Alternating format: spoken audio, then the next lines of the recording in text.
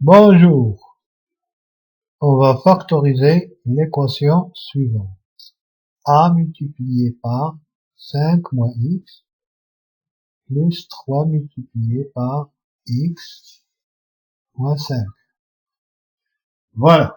Là, nous avons combien de produits? La première chose que je me pose, c'est combien j'ai de produits. On a deux. Et voilà. Chaque produit est constitué combien d'éléments de base? Le 5 n'est pas un élément de base. Le 5 moins x, c'est un élément, et le a. Donc, c'est deux éléments.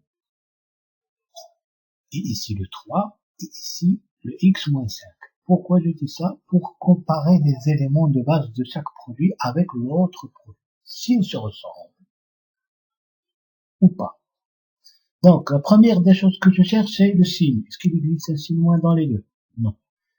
Un chiffre dans les 4 qui se ressemblent? Non. Un paramètre qui se ressemble dans les 4 produits? Non. Une combinaison de chiffres et de noms qui se ressemblent? Non. Mais je remarque que ici 5 moins x et x moins 5 sont opposés. Je vais expliquer un peu ça. Je vous ai préparé cette table. Le x moins 5, le x moins 5, celui-là. Je vais voir à quoi il est égal. J'ai une définition là, vous la connaissez. A est égal moins A. Le A est égal à moins A. Donc ici, le x moins 5, c'est le A. Il est égal à moins, il est égal à moins, en parenthèse, x moins 5. Ça, c'est comme on avait le A. Moins A. Ça aussi, c'est le A. D'accord. Ceci étant dit. Là, ce moins-là, je fais ma multiplication. Le moins avec le x, c'est moins x. Le moins avec le moins du 5, ça fait plus 5. Là, j'ai bien. Donc, j'ai moins x plus 5. Le tout entre parenthèses, il y a moins 1 là. Je laisse le moins 1 là. Là, je ne fais que commencer par le 5. Hein. J'ai rien fait. Moins x plus 5, c'est 5 moins x.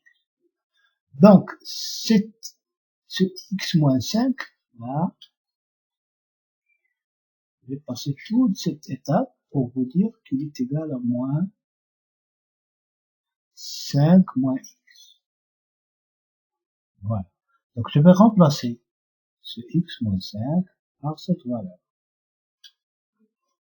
Ok. Pour la première partie, je ne vais rien faire. Je vais la laisser comme elle est. Donc, 3 multiplie plus 3 multiplie moins 5 moins x. Voilà. Là, encore, je ne vais rien faire. Je laisse la première partie comme elle est. Le 3 fois moins 1, c'est moins 3 fois 5 moins x. Voilà. Là, je déduis, ou je remarque que j'ai un facteur commun qui est une combinaison de nombres de chiffres, qui est 5 moins x. D'accord. Là, c'est un facteur commun. Quand je trouve un facteur commun, tout simple, j'écris le facteur commun, fois le reste, c'est le a moins 3. Fois le a moins 3. Et l'exercice est résolu. Avant de vous montrer les exercices qu'on fera dans la prochaine vidéo, nous comptons bien sur votre abonnement. Le bouton, il est là en haut. Voilà. Merci. Ce que j'aime bien vous dire, c'est quand on fait les exercices, il faut les répéter.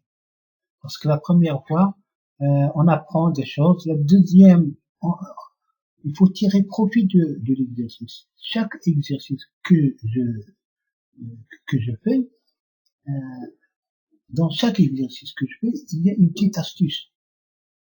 Je vais pas répéter le même exercice 1000 fois, donc ça sert à rien. Il faut tirer profit de cette astuce pour les utiliser dans des cas similaires. Alors, faites attention, quand vous répétez l'exercice, il faut se poser la question, pourquoi on a fait cet exercice? Quelle est la chose de spécial dans cet exercice?